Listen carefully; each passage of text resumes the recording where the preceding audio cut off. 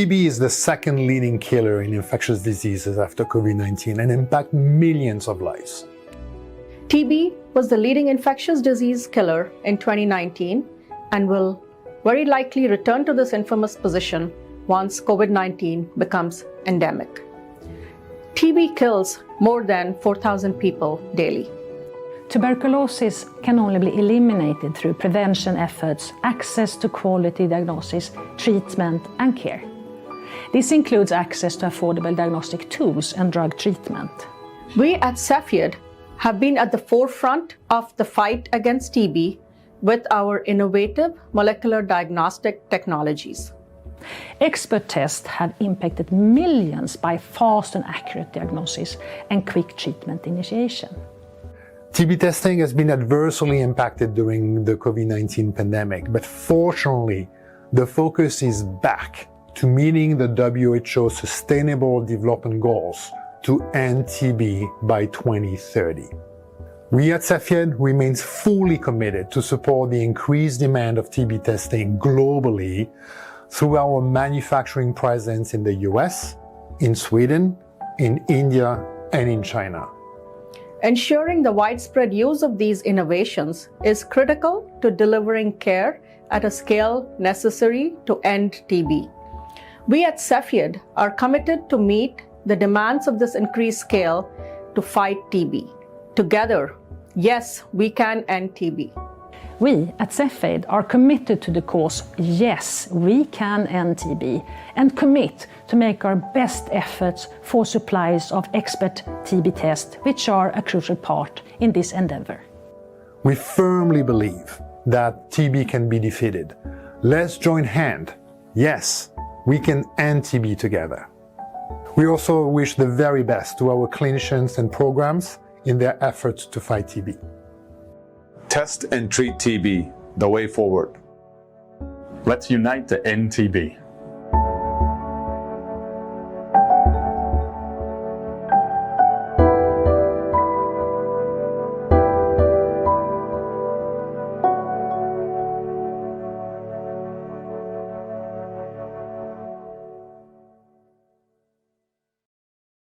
Boa noite a todos e a todas.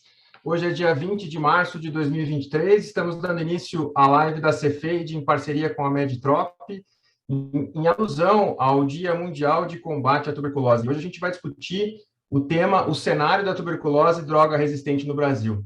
E é para ser uma live interativa, onde vocês podem participar, então fiquem bem à vontade para mandar perguntas pelo chat no YouTube, aproveitar esse painel de especialistas que nós vamos ter por aqui para engrandecer a discussão. E para a gente conversar sobre esse tema tão importante, março não é só o mês da tuberculose, é também o mês das mulheres, então vamos chamar primeiro a doutora Érica Shimara, que possui graduação em Ciências Biológicas pela Universidade Presbiteriana Mackenzie, mestrado em Ciências Biológicas pela Universidade de São Paulo, doutorado em Microbiologia e Imunologia pela Universidade Federal de São Paulo, MBA em Gestão e Inovação da Saúde pelo Instituto Butantan, e é pesquisadora científica e diretora técnica no Núcleo de Tuberculose e Micobacteriose do Instituto Adolfo Lutz. Doutora Érica, seja muito bem-vinda à nossa live. Na sequência, a gente tem a doutora Gabriela Tavares Magna Bosco, que é bacharel em enfermagem pela Escola de Enfermagem de Ribeirão Preto, da Universidade de São Paulo, doutora e pós-doutora em ciências pelo programa de enfermagem da mesma escola, e atualmente é professora adjunta do Departamento de Enfermagem e do Programa de Pós-Graduação em Enfermagem da Universidade Estadual de Maringá, e membro do Grupo de Estudos Operacionais de Tuberculose, o GELTB.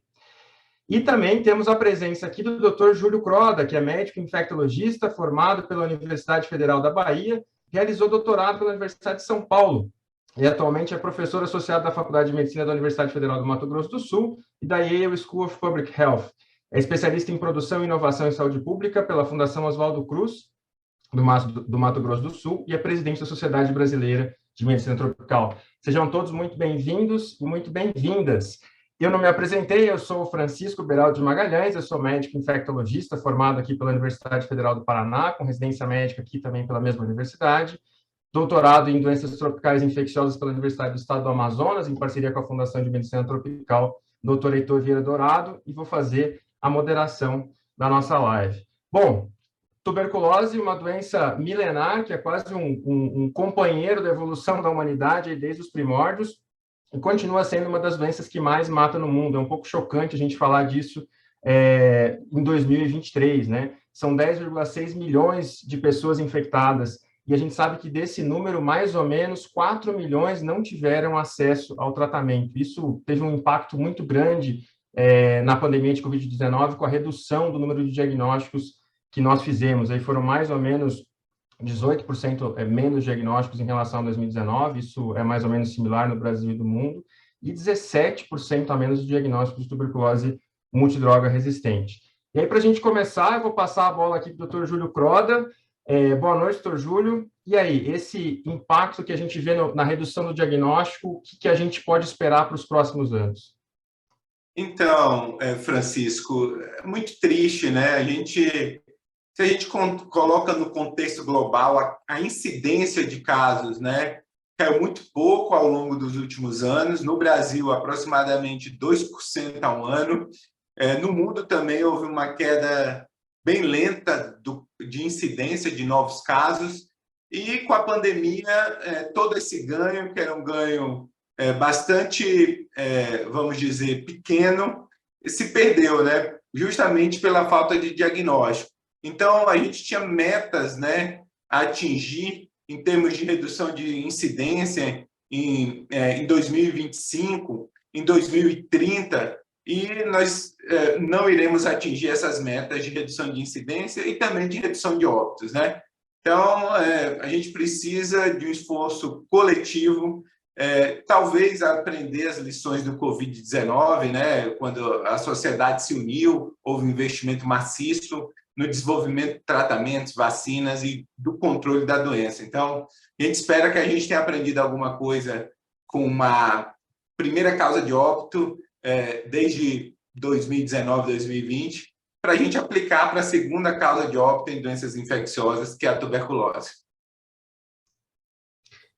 Realmente precisa de um esforço global de todos nós, né, para que a gente consiga atingir as metas que ficaram ainda mais distantes. É interessante, a gente atende casos de tuberculose com esse mesmo cenário que eu vou falar agora com alguma frequência, mas acho que semana passada eu estava atendendo uma paciente feminina de mais ou menos 35, 40 anos, e é uma paciente que ficou 12 semanas até conseguir chegar no diagnóstico de tuberculose. Então, começou com tosse produtiva, procurou a UPA, foi tratada inicialmente com pneumonia, com amoxicilina mais clavulanato, não melhorou, passou mais umas 3 semanas, retornou à UPA, foi tratado com levofloxacino, passadas mais umas 3, 4 semanas, voltou para a unidade de saúde, tentou prosseguir a investigação, e até que alguém resolveu pedir teste rápido molecular e veio positivo para tuberculose. Então, a gente teve aí 12 semanas, além do uso inadequado de antibiótico, 12 semanas até a gente fazer o diagnóstico, né? E a gente vê que, quando a gente vai olhar o boletim do Ministério da Saúde de 2022, a gente vê que a gente tem mais ou menos só 72% dos casos de tuberculose confirmados microbiologicamente, né? Então, a gente tem uma dificuldade no diagnóstico. E queria saber da Gabriela, que tem uma vasta experiência aí com a rede de atenção, quais são os desafios que a gente tem e como é que a gente pode trabalhar essa dificuldade no diagnóstico?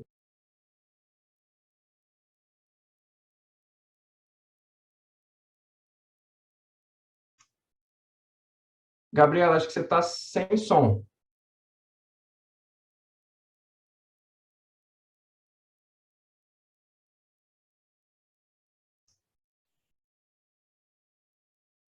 Acho que está sem áudio.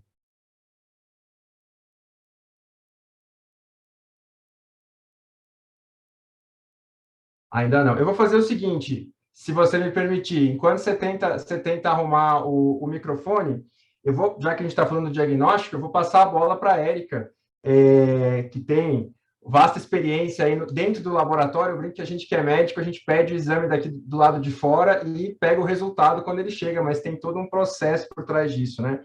O que você acha, Érica, como é que a gente poderia, né? Qual que é a importância de uma boa estruturação da rede diagnóstica para tuberculose? Quais os avanços que você acha que a gente teve nos últimos anos e os novos desafios para frente? Veja, é fundamental que a gente tenha esses testes disponíveis a todos os pacientes. A Organização Mundial da Saúde, ela tem recomendado teste molecular rápido para cada paciente. O que isso significa? Que a gente consiga fazer o diagnóstico da tuberculose e também da resistência à rifamicina, que é um dos medicamentos que a gente pode diagnosticar a multidroga resistência. Então, se todos os pacientes que forem casos novos tiverem esse diagnóstico, a gente vai conseguir realmente detectar aqueles pacientes que são bacilíferos e que são os alvos, né, desse tratamento. Veja o quanto que isso é importante, porque se eu tiver o diagnóstico de um paciente que tenha um bacilo que seja resistente à rifamicina, nesse momento eu já vou poder informar o clínico que ele possui esse tipo de resistência e o clínico já vai poder introduzir um tratamento correto para esta pessoa. Então, além de eu estar barrando a cadeia de transmissão, que é a mais importante, a gente dar essa informação para o clínico de que o paciente é positivo, para que ele inicie o tratamento, eu vou cortar essa cadeia de transmissão, eu posso também cortar uma cadeia de transmissão de um paciente que talvez tenha uma resistência. Então, isso é de extrema importância que a gente consiga estabelecer na rede pública toda essa cadeia de laboratórios que consigam absorver essa demanda e realizar esse teste, que é um teste muito simples.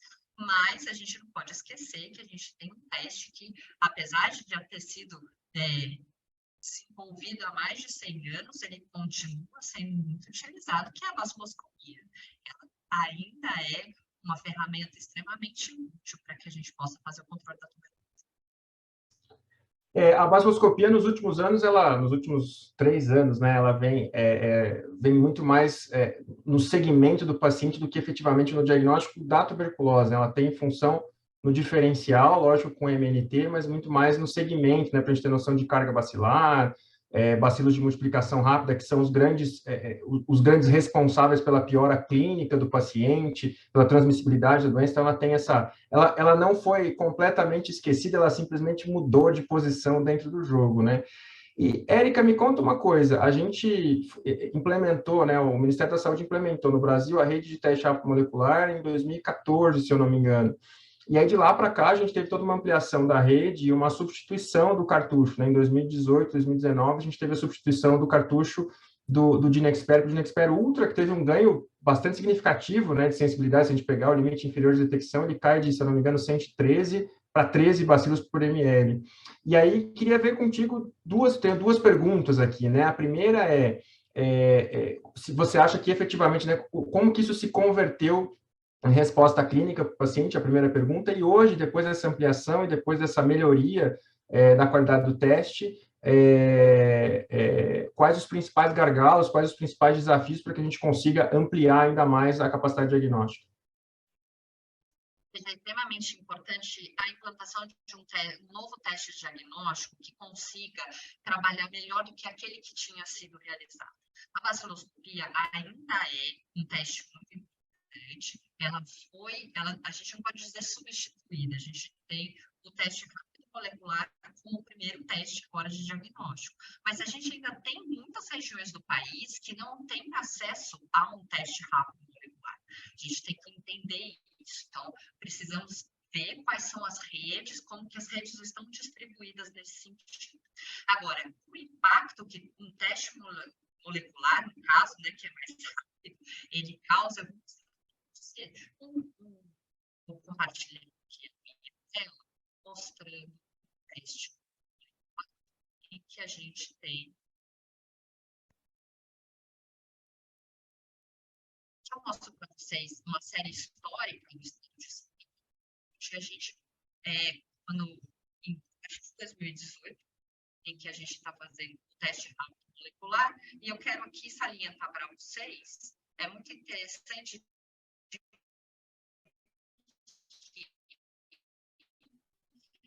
a linha vermelha abaixo, começando tudo fechado, por conta da pandemia, veja que nós tivemos uma queda na produção desses exames. que nós vínhamos com uma quantidade de exames entre 10 mil e 15 mil exames realizados. Veja, agora em abril de 2022, no mesmo período, nós já tivemos um aumento substancioso, né, de testes realizados. Então, só para vocês entenderem o quanto que um teste pode impactar. Então, no momento em que eu tive o bloqueio do acesso das pessoas aos postos de saúde, a esse teste, veja o quanto que ele decaiu. E uma outra questão muito interessante, para mostrar para vocês como é impactante a implantação de um teste diagnóstico, aqui nós temos os testes realizados lá no Instituto Adolfo Lutz. Eu tenho uma série histórica desde 2008, então aqui eu tenho a implantação de um teste molecular para identificação. Veja o quanto que esse teste impactou, quase 2 mil testes a mais para realizar, uma demanda a mais. Aqui na situação 2, eu tenho a implantação do teste molecular para resistência. Nós utilizamos uma outra fita. Então, a gente sai aqui de 4 mil testes e vai para mais de 6 mil testes realizados. Estes testes já não é um teste rápido molecular que nós realizamos, que é pelo GeneXpert, mas um outro teste em que nós realizamos o teste para aqueles pacientes já que têm uma suspeita de multidroga resistência, e esses são pacientes mais complicados. Então, nós também ampliamos para esses pacientes. E numa terceira situação, veja o quanto que a pandemia impactou, né? Depois de eu ter melhorado a situação, o quanto a pandemia impactou. Então, a importância da implantação desses testes diagnósticos, da pesquisa e a inserção desses testes para que a gente possa ter essas ferramentas para os clínicos entenderem melhor cada vez mais como que ele pode utilizar essas informações a favor do paciente para chegar no... Com certeza, é super importante. E agora a gente tem a Gabriela de volta. Será tudo certo com o microfone? Consegue? Eu acho que agora sim, você consegue me ouvir? Consigo, perfeito. Agora sim, ótimo. Que bom ter você de volta. Então, Gabriela, que nem a gente estava comentando, né? Como é que você vê, né, a estruturação da rede? A Érica falou bastante do teste, das ferramentas diagnósticas, mas a gente precisa fazer com que o paciente tenha acesso a essas ferramentas, né? Então, como é que você enxerga isso? Onde é que você acha que a gente tem oportunidades de melhoria e até onde a gente avançou nesses últimos anos?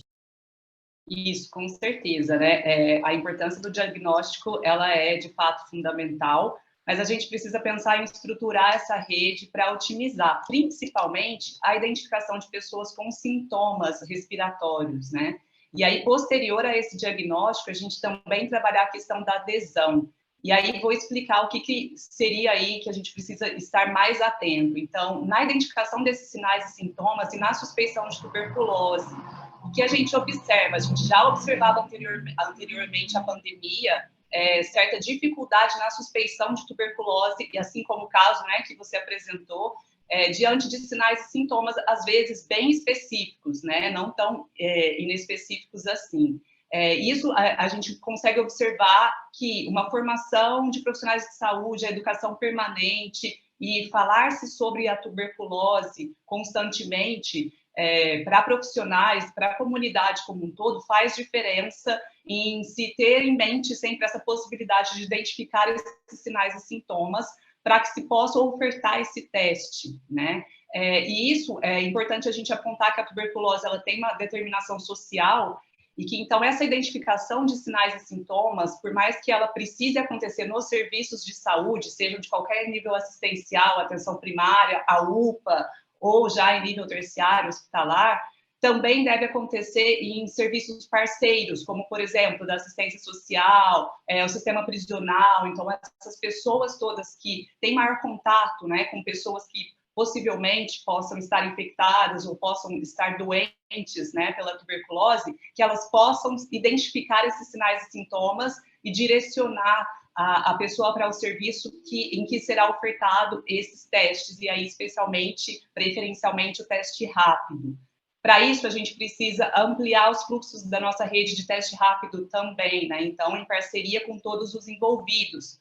O que tem acontecido, conforme foi colocado, né? A gente tem aí só cerca de 72%, né, dos diagnósticos de TB de casos novos confirmados laboratorialmente, mas desses, quantos são confirmados a partir da utilização do teste rápido molecular, que é a estratégia prioritária? A depender do local do país, a gente tem 50% ou menos, então isso também precisa ser levado em conta.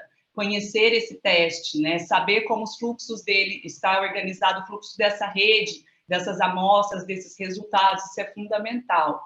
E aí, uma vez instituído o tratamento, trabalhar a adesão, né? A partir do projeto terapêutico singular, do cuidado integral e de uma linha de cuidado que também envolva parceiros aí na rede.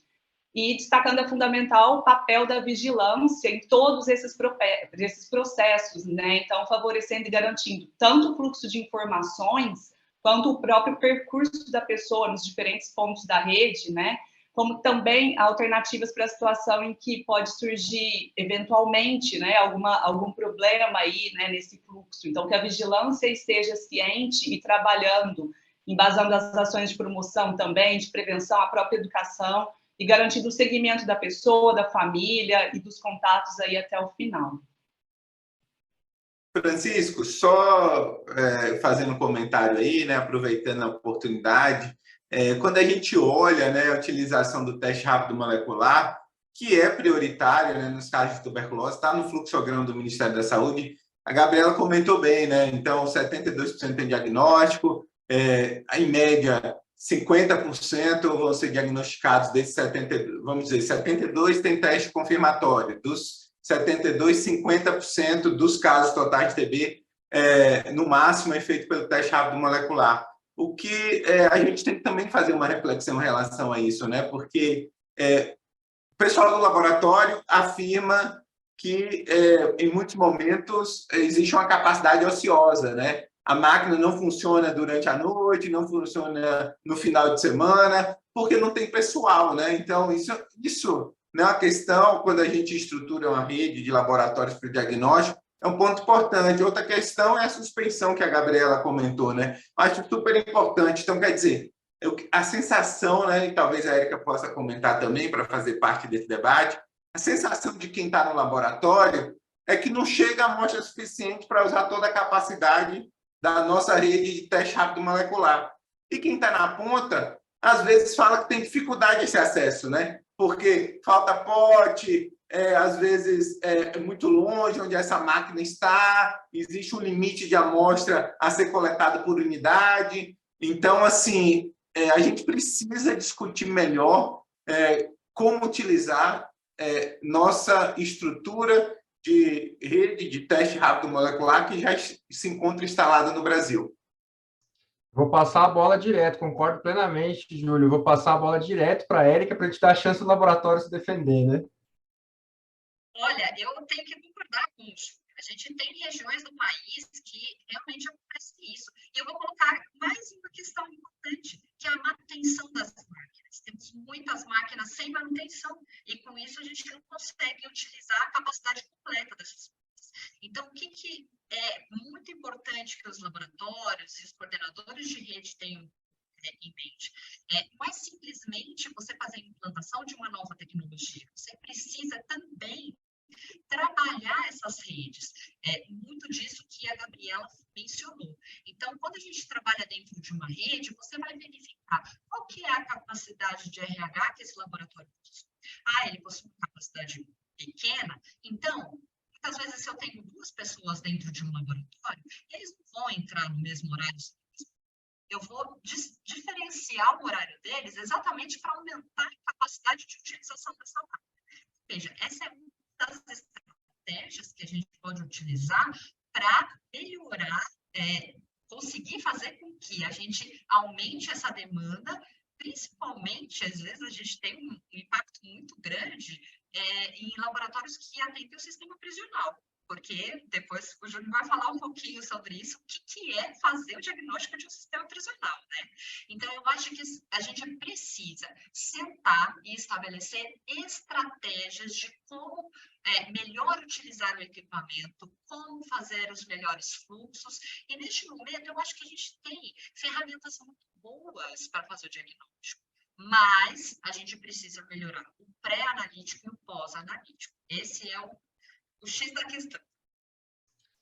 Sem dúvida nenhuma, né? Tem alguns dados interessantes. Eu vou só rapidamente falar da minha percepção depois que eu vim para epidemiologia, né? Para mim, para infectologista, tudo, a gente acompanhou a implementação dessa rede e teste rápido molecular é uma realidade, a gente conhece. Mas quando você vai para a ponta, eu converso aqui no estado do Paraná com os municípios, com as pessoas que efetivamente atendem, em média, 60% das pessoas não conhecem a disponibilidade do teste rápido molecular, ou até já ouviram falar no teste, mas não sabem que ele está disponível. Ou, às vezes, acham que a baciloscopia está mais acessível, que, na nossa realidade aqui do estado do Paraná, não é fato. A gente tem disponibilidade de uma rede que está ociosa, não por falta de pessoal no laboratório, mas por falta de envio de amostra. Se a gente pegar só a capacidade funcional, né, quantos testes eu consigo realizar com a RH que eu tenho hoje, a gente realiza em torno aí de 60% do que a gente poderia realizar. A gente tem trabalhado muito para aumentar esse número, mas realiza mais ou menos 60%. Então, levar isso para a ponta, relembrar com frequência a ponta que o teste está disponível é fundamental. E a gente vê algumas coisas que você vê em regiões aqui, que você tem locais onde estão trabalhando com menos módulos e fazendo mais testes com quem tem eventualmente o dobro de módulos. Então, tem alguma conta que não fecha, que é o que o Júlio falou. Não é possível que a ponta diga que não tenha disponibilidade do teste e o laboratório fale está ocioso, alguma coisa está acontecendo no meio do caminho. Eu vou só, antes de passar a bola para o Júlio para falar de sistema prisional, eu só vou pegar um gancho, eu não quero deixar passar que a Gabriela colocou uma coisa super importante, que teve uma com relação à articulação da rede de assistência com outras redes, digamos assim, que não só assistência médica ou assistência em saúde diretamente ao paciente. Tem um estudo que foi publicado no BMC Infectious Diseases agora, em março desse ano, né, algumas semanas atrás, março desse ano, que é o Exit-TB, que ele fala de tuberculose, é um estudo qualitativo para tuberculose no leste da África. Ele mostra que justamente a articulação entre a rede de assistência em saúde especificamente, a rede de cuidado com a infância, então escolas e etc., a rede de cuidado materno-infantil, essa articulação intersetorial, ela é fundamental para que a gente consiga fazer diagnóstico não só do paciente que chega na unidade, mas daquele que está fora. E aí entra junto nessa articulação, evidentemente, o sistema prisional, que é engraçado, né? Porque aparentemente pareceria mais simples, porque é uma população que está restrita, mas é muito mais complexo do que isso, né, Júlio? Exato, não, é muito mais complexo. Só vou mostrar um slide aqui rápido, acho que vocês estão vendo aqui esse slide? Estamos sim. Então, isso é do último boletim epidemiológico de tuberculose de 2022.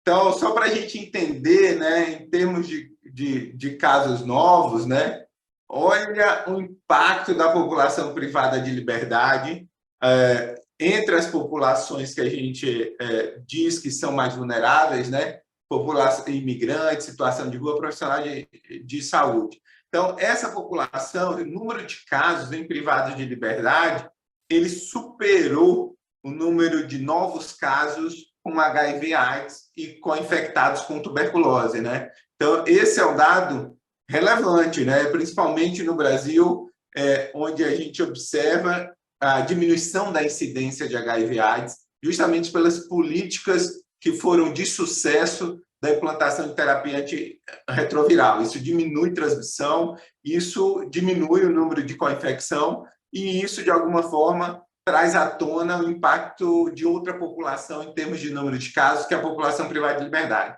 Quando a gente olha acesso de expert, é um pouco melhor que a população geral, mas em relação ao raio-x, não existe praticamente acesso, né? Então, com incidência, a incidência média no Brasil, ela varia de 2.000 a 5.000, 2% a 5% dentro desses ambientes. Então, é maior, por exemplo, que qualquer incidência em comunidades carentes no Brasil, em comunidades carentes da África do Sul, né, onde a co-infecção com HIV/AIDS é bastante elevada, 700 por 100 mil. E com certeza, né, quando a gente já publicou isso no The Lancet, mostrando que todo o nosso ganho que a gente obteve na redução da incidência da tuberculose na comunidade, justamente pela ampliação do diagnóstico, do acesso, vinculado à estratégia de saúde da família, nós perdemos por conta do aumento da nossa taxa de encarceramento no Brasil, que explodiu. Mas não foi só o Brasil, foi toda a América do Sul, a América Central, El Salvador, vocês ouviram recentemente, criou uma prisão de 40 mil presos, né? A gente trabalha aqui em Assunção, no Paraguai, 30% lá dos novos casos de tuberculose são na população privada de liberdade. Então, esse não é um fenômeno isolado do Brasil, esse é um fenômeno especificamente mais impactante da nossa região, da América Latina, e que a gente precisa de abordagens inovadoras,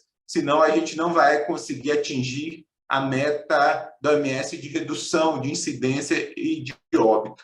E quando a gente olha a relevância dessa população no nosso contexto e o que a gente observa nos manuais, existe um gap muito grande, né?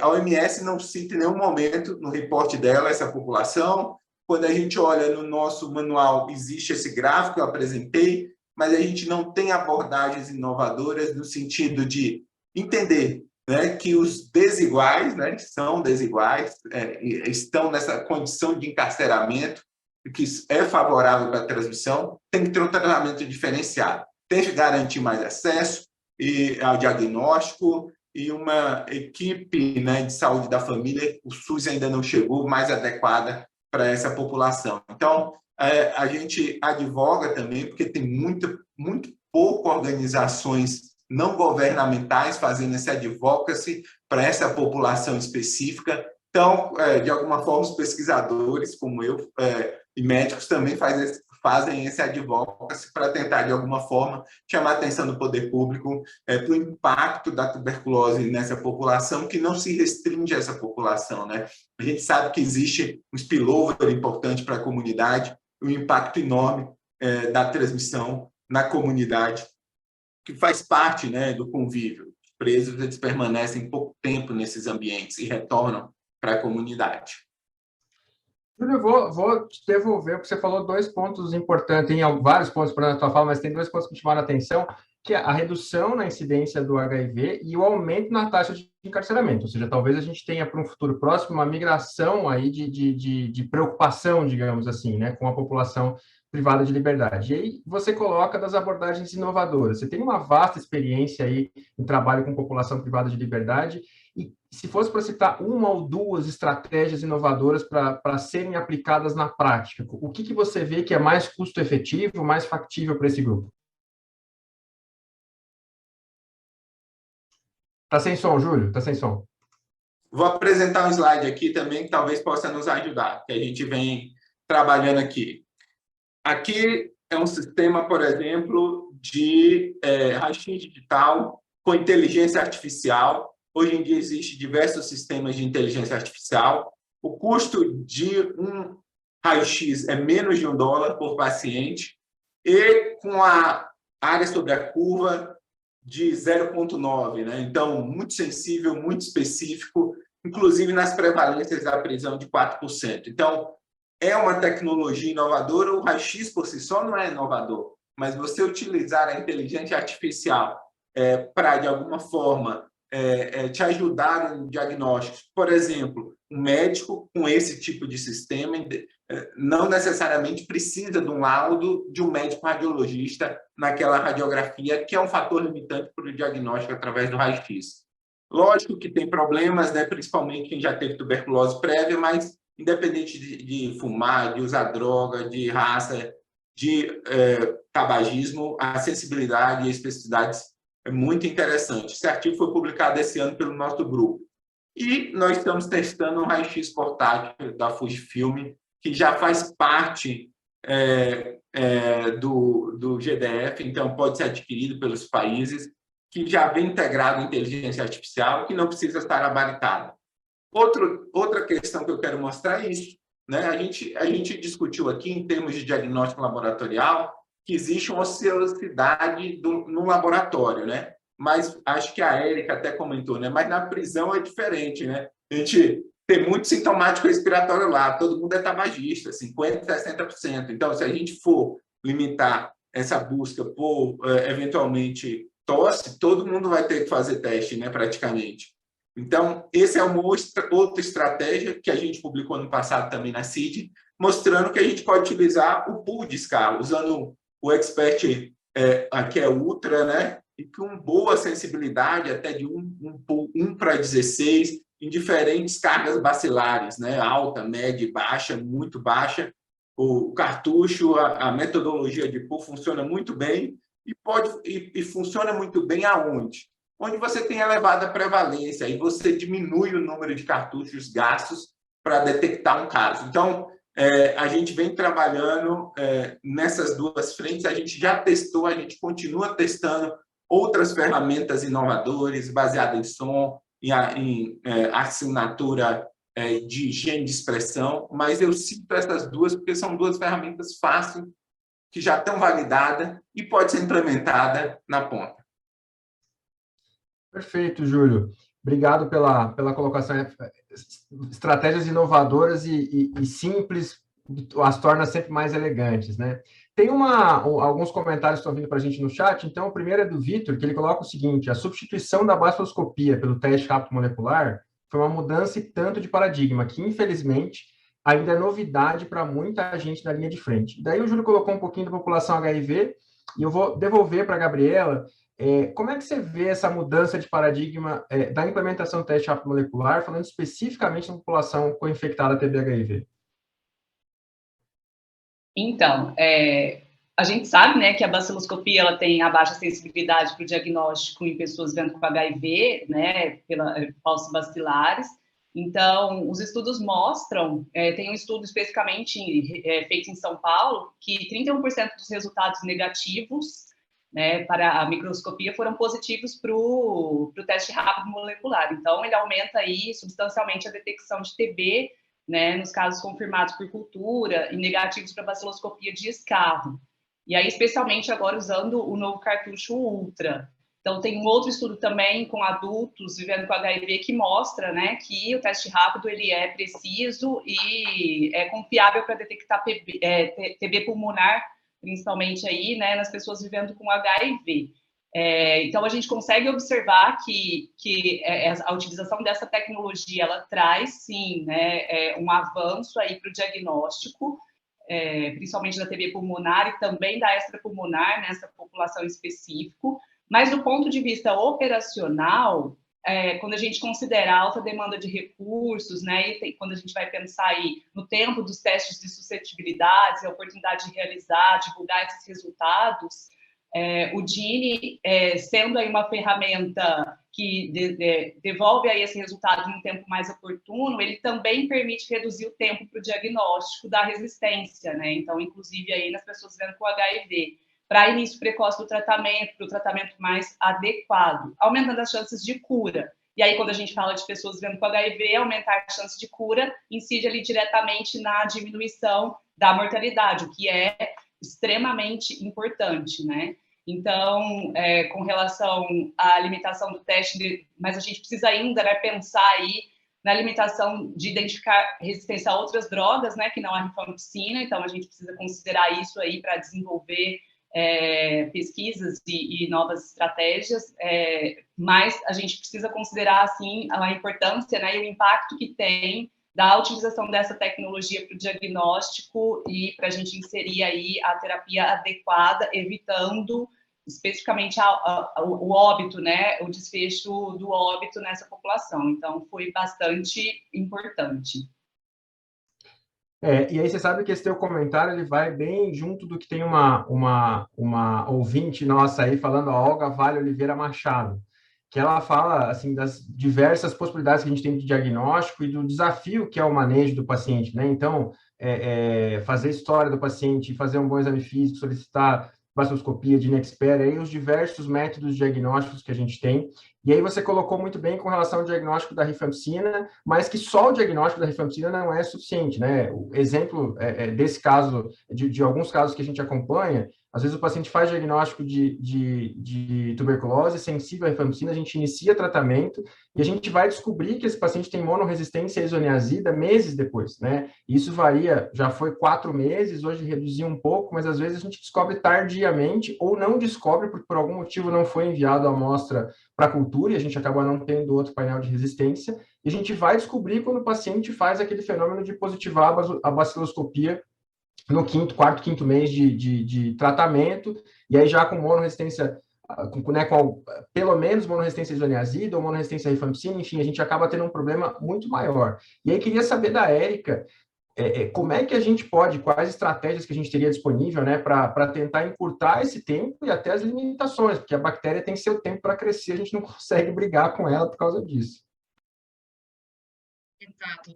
Francisco, uma coisa muito importante para falar que nesse contexto é assim, a gente tem ferramentas muito boas, mas se a gente não tiver a conexão entre a assistência, a vigilância e o laboratório, as pessoas vão continuar não sabendo quais são as ferramentas que nós temos. Então, a gente precisa ter todo esse conhecimento que a assistência tem com relação ao manejo dos pacientes e transportar isso até o laboratório. E essa via tem que ser uma via de 2 mãos, para que todos tenham conhecimento e todos possam fazer o uso completo das ferramentas que nós temos neste momento. Então, veja, fazer o diagnóstico da tuberculose multidroga resistente tem sido um desafio pelo fato de que muitas vezes a gente não tem essa conexão. Então, se eu tiver uma informação, e hoje em dia nós temos um sistema de informação nacional que é possível fazer isso, é possível que o clínico informe, olha, eu estou com uma suspeita, eu estou o que pode acontecer se essas informações chegarem até o laboratório, o técnico no laboratório ele vai poder sugerir quais são as melhores ferramentas, qual é a melhor forma de fazer esse diagnóstico. Então, eu vou, por exemplo, se eu souber que, olha, esse paciente não está, né, 5º mês de tratamento e ele está positivo ainda. O que eu vou fazer? Eu já vou direto para um método molecular em que me dê todas as opções de tratamento e que eu possa também mostrar se ele também não vai ser resistente ao tratamento de droga resistência. Então, este conhecimento, com esta via completa, que todo mundo consiga se comunicar, acho que no momento a comunicação vai ser a salvação, vai ser a inovação da tuberculose, né? E a gente consiga fazer essas informações chegarem e a gente possa dar as melhores opções. Então, neste momento, nós temos testes moleculares muito bons para darem esta informação sem que a gente precise fazer cultivo da bactéria e espere tanto tempo para poder dar um resultado. Lógico, se o paciente tiver uma multidroga resistência, uma pré-XDR, aí eu vou realmente precisar de um cultivo, vou precisar de uma análise mais complexa, e isso o médico vai precisar estar em contato com o laboratório para entender todos esses processos, porque hoje em dia a gente tem conhecimento de mutações, de outras vias que são muito importantes de serem explicadas a todos. Ótimo. Você sabe que aqui a gente teve uma experiência legal, a gente já implementou tecnologia de identificação de resistência por biologia molecular aqui no Paraná, um ano antes do Ministério, mais ou menos. Mais recente, a gente testou por alguns meses, aí, algumas semanas, o DIN-XDR, né? E foi muito legal porque a gente conseguiu... Então, o paciente vinha com um teste rápido molecular positivo, e aí a gente colocava no cartucho XDR que vai rodar, ele não roda rifampicina, mas ele roda isoniazida, quinolona e aminoglicosídeo.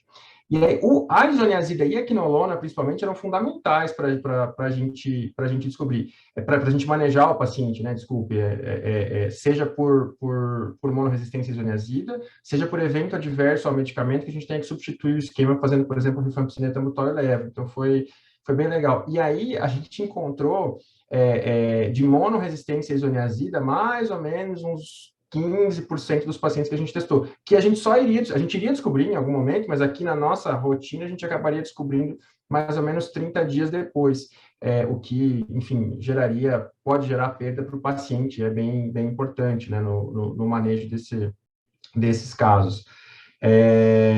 Enfim, e acho que a gente tem que tentar acelerar cada vez mais esse processo. E aí uma dúvida que fica quando a gente tem eventualmente os pacientes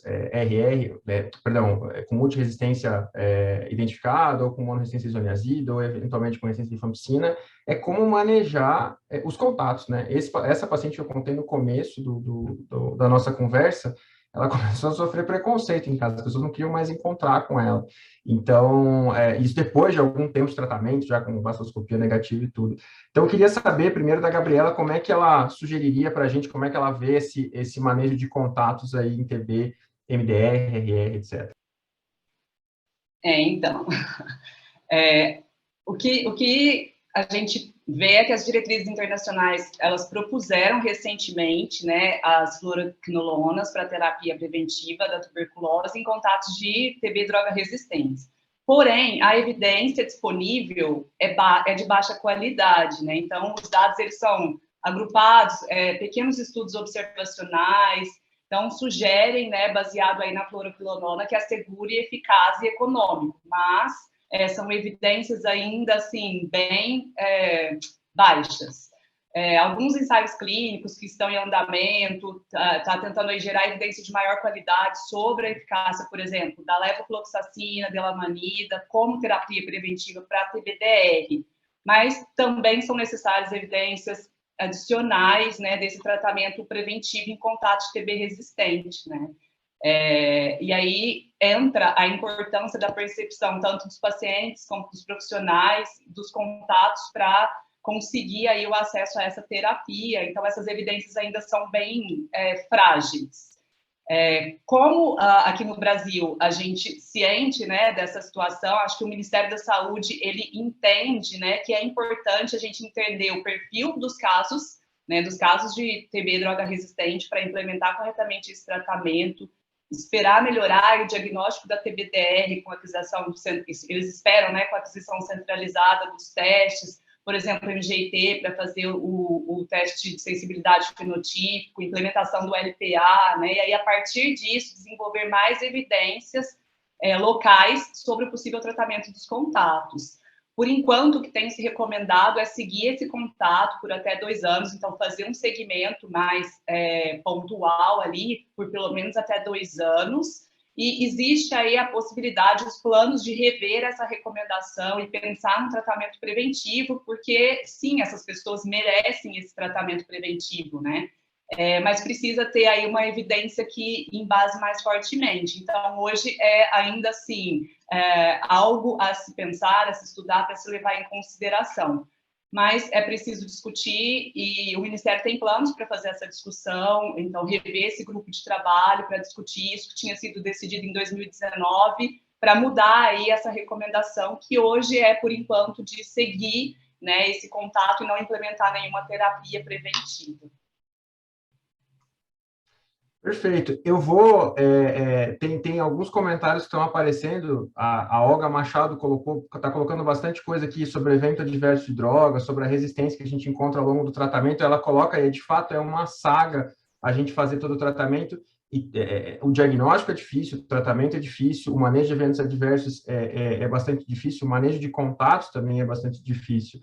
E aí, a gente estava falando do contato, eu vou jogar uma pergunta para o Júlio, que surgiu nesse final de semana no seminário que a gente estava tendo aqui no Paraná, com relação a manejo de contato na população prisional.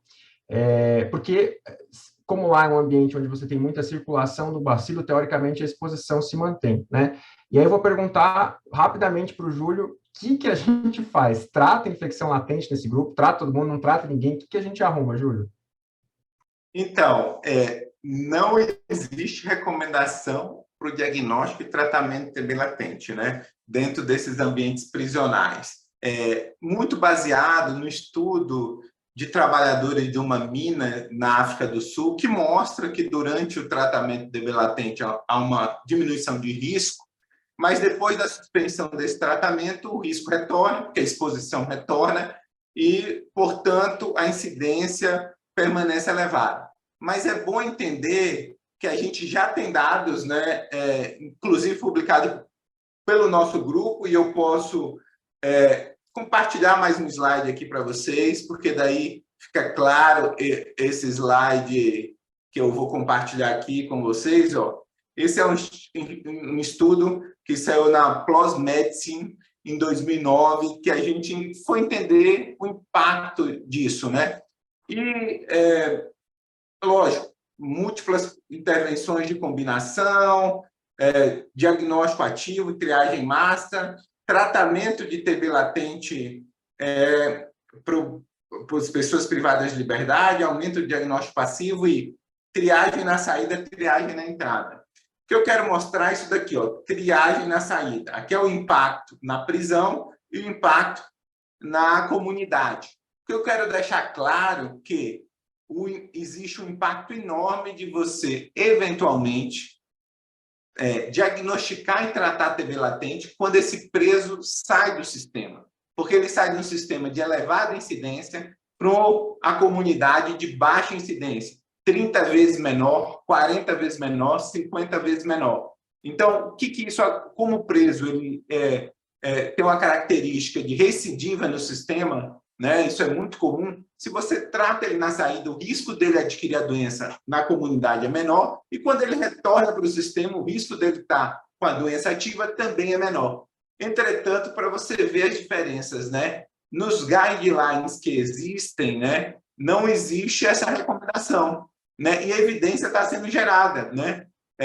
E a gente gerou essa evidência. A gente está com o estudo agora justamente avaliando isso em relação à adesão, né? Com o novo esquema terapêutico com rifampicina, 3 meses de duração, um tratamento mais curto, antes dele sair do sistema, principalmente aqueles que já têm condenação, no sentido de verificar a adesão e também verificar como que vai ser, eventualmente, se ele sair do sistema, a completude desse tratamento. Mas eu acho muito interessante, não a estratégia indiscriminada de tratamento de TB latente no sistema, mas tratar aqueles que a gente já sabe que vai sair em algum momento, antes dele sair da prisão. E acho que tem uma questão, né, Júlio, porque que nem você falou, né, muitos fumam, muitos têm tosse, então descartar a TB ativa, que é um ponto fundamental no tratamento de TB latente, é uma dificuldade nesse grupo, né? Com certeza. Raio-X, teste rápido molecular, antes de iniciar o tratamento, na saída, é fundamental. O protocolo exige isso, né, do próprio Ministério, para iniciar o tratamento nessas condições, mas ainda bastante atenção. Mas acredito, sim, que tem um benefício e a gente precisa ter uma visão diferenciada para essa população, como eu comentei lá no início, né? A gente utiliza as mesmas abordagens que a gente utiliza para a comunidade e a gente não vai ter sucesso, porque são condições totalmente diferentes. Júlio, Fala, Gabi, pode falar.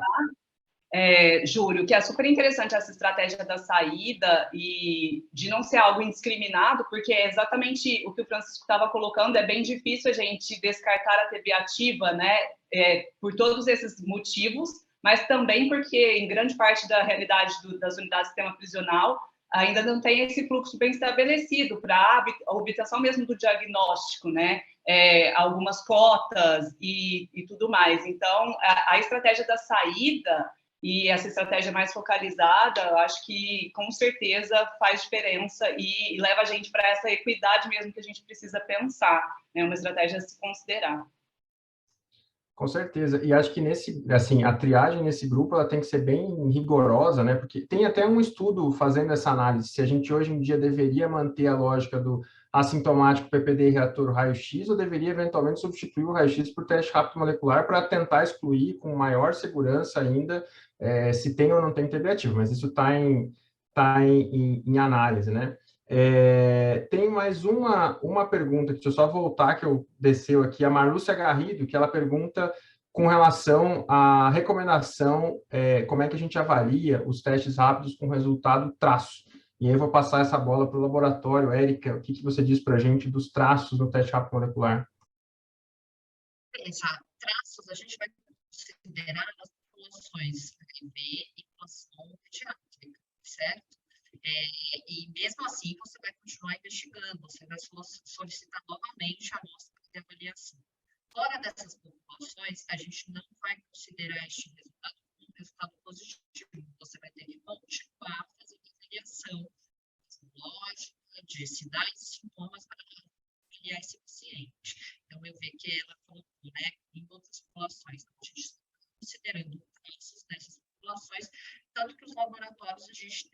tem instruído os laboratórios a colocarem exatamente a observação que é feita pelo Ministério da Saúde para que todos sejam instruídos com relação a esta instrução.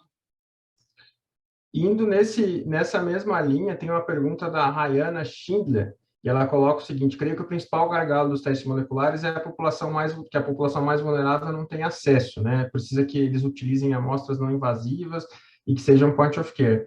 Eles, antes de eu passar a bola aí para a Gabriela, que tem uma boa visão da rede, mas eles utilizam, na sua grande maioria das vezes, amostras não invasivas. Se a gente pensar que pelo menos 80% dos casos são de tuberculose pulmonar, escarro é não invasivo. O que a gente, às vezes, tem dificuldade de fazer o paciente escarrar, né? E aí, Ô, Francisco, eu conheço a Ayane, é lá de Recife. Ela então, trabalha justamente com isso, né? Novos testes para tuberculose não baseado em escarro, né? Existe uma grande dificuldade de encontrar esses testes não baseados em escarro. A gente, inclusive, testou da Cefed, né? Já que a gente está na live da Cefed, eles desenvolveram um cartucho com 3 genes de expressão. A gente, em colaboração com a Cefed nos Estados Unidos, realizou o teste.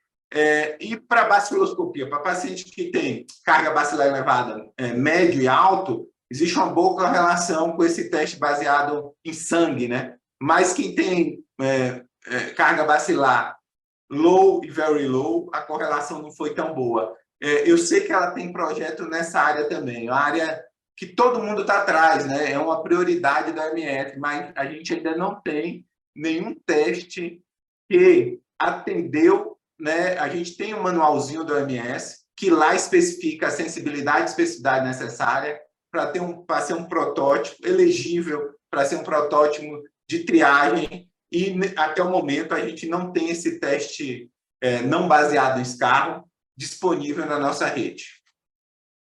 Então, Júlio, uma coisa que me intriga muito é assim, por que tendo uma rede que tem todos esses testes disponíveis, por que a gente não consegue fazer uma utilização completa deles? Existe algum ponto nesta linha que realmente está truncado? Então, eu acho que é mais fácil a gente procurar onde esse ponto está truncado, fazer uma ponte, do que começar a inventar muitas coisas. Então, nesse momento, a gente está precisando de inovação de processo e não uma inovação disruptiva, entendeu? Eu acho que com certeza, não tenho dúvida. Precisamos estabelecer conexões. Exato. Uma coisa é a parte da pesquisa, né? Acho que é isso que ela está querendo de alguma forma comentar ali. Acho que é super importante manter pesquisa em testes não baseado em não escarro, mas no momento que a gente tem um excelente teste, né, a gente não vê a utilização adequada dessa rede. Então, concordo plenamente, Érica. Eu só quis levantar esse ponto porque acredito que ela trabalha com isso e é importante continuar trabalhando no desenvolvimento desses testes. Sim, não tenha dúvida. A gente também faz pesquisa e vive tentando inventar alguma coisa para melhorar. Mas o que eu coloco assim, a gente precisa bater nessa tecla. Vamos fazer pontes entre todos os envolvidos para a gente poder melhorar. Lógico, a gente vai precisar desses outros testes, porque a gente tem uma série de pacientes que vão precisar deles, né? Mas vamos tentar atingir aí os 80% que essas.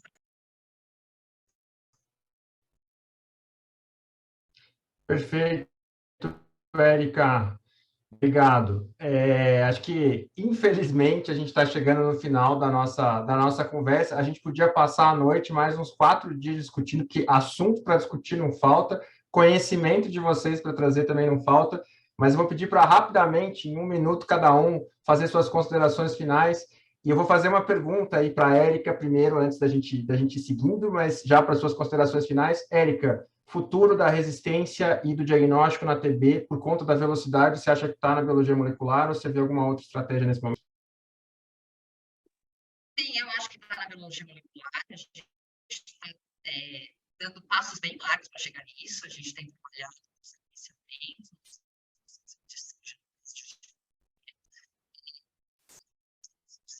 a gente vai chegando lá, como a gente já em avaliar de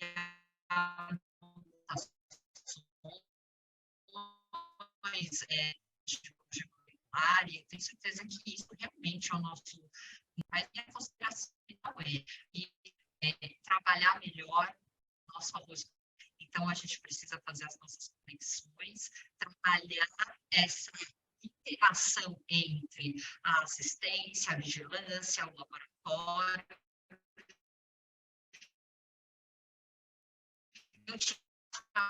Que nós temos hoje de uma melhor forma. Eu acho que a gente não utiliza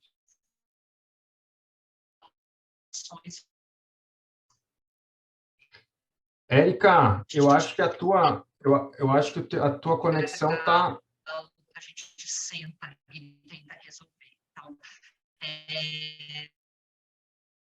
seria meu sonho de ter isso. Perfeito, Érica. Obrigado. Sua conexão travou um pouquinho, mas acho que deu para a gente pegar o recado, principalmente dessa conexão que você falou bastante entre a vigilância, o laboratório e a assistência. Júlio, inovações. O que a gente tem de inovações aí para frente? Então, assim, como a Yane até falou aqui no chat, ó, que ela está avaliando o biosensor no teste urinário indiano. Eu acho que assim, a inovação se dá muito na garantia de acesso ao diagnóstico, né? Acho que pouco que a Érica falou a respeito disso, a gente tem que garantir acesso, então tem inovações que não são duras, né? Novas tecnologias que a gente precisa avançar. Lógico, avançar também em tecnologias como utilização de inteligência artificial. A gente tem, por exemplo, o LAM, que a gente já usa para HIV, né? Um teste que não é baseado em escarro e é recomendado para o paciente HIV/AIDS e urina. A gente tem avaliado, e a gente vai avaliar no futuro, respiração, detecção através de lã ultrassensível, testes de sangue. Então, assim, é um caminho longo do desenvolvimento de novos testes diagnósticos. Em termos de tratamento, a gente, né, você deve comentar aí no encerramento, né, o artigo com uma opção terapêutica importante, né, que pode ser utilizada eventualmente. Tratamento TV latente, né? Eu faço parte do DMSB, que analisa o ultracurto, que é um projeto que é feito na Rocinha, em Manaus, que avalia o tratamento TV latente com rifampicina e isoniazida por um mês. Então, você diminui, encurtando o tratamento TV latente, talvez você garanta uma adesão mais adequada na cascata de tratamento. Então, eu acho que esse é o momento, né? E a gente não pode esquecer das vacinas, né? A gente tem a Gates, nesse momento, iniciando um estudo grande. No Brasil, a gente tem 3 sites, um no Rio Grande do Sul, um em Fortaleza, um no Rio de Janeiro, que vai avaliar a M72, que é a nova vacina para a tuberculose, entre adolescentes e adultos jovens. Então, tem um leque de inovações importante, mas o investimento em pesquisa ainda é desproporcional pela necessidade que a gente precisa de inovar nessa doença específica que é a tuberculose. Eu agradeço o convite, eu vou me despedindo, porque eu estou indo para Brasília agora, então fico um abraço a todos, meu contato nas redes sociais, nos e-mails, vocês podem entrar em contato comigo, quem está nos assistindo aqui, e a gente vai se falando e conversando, e vamos manter mobilizado aí nessa semana, que é a semana da tuberculose, né? Então, a gente precisa falar e comentar a respeito muito dessa doença, que ainda tem uma elevada carga da doença, inclusive no nosso país. Júlio, eu adoraria comentar o artigo, mas não vai dar tempo. A gente vai fazer uma outra live só para esse artigo, porque eu tenho várias considerações a respeito, tenho certeza que vocês também. Uma ótima viagem, obrigado por você estar aqui com a gente. E, Gabriela, para fechar, como é que a gente leva essas inovações, essas novidades, essa biologia molecular para o dia a dia do paciente, para o dia a dia de quem está na assistência? Então, eu bem estava pensando nisso, Francisco, é extremamente importante, né, a utilização dessas novas tecnologias, mas se a gente não olha para o processo, para a incorporação, de fato, dessas tecnologias, a implementação delas na prática dos serviços, a gente acaba ficando refém, né?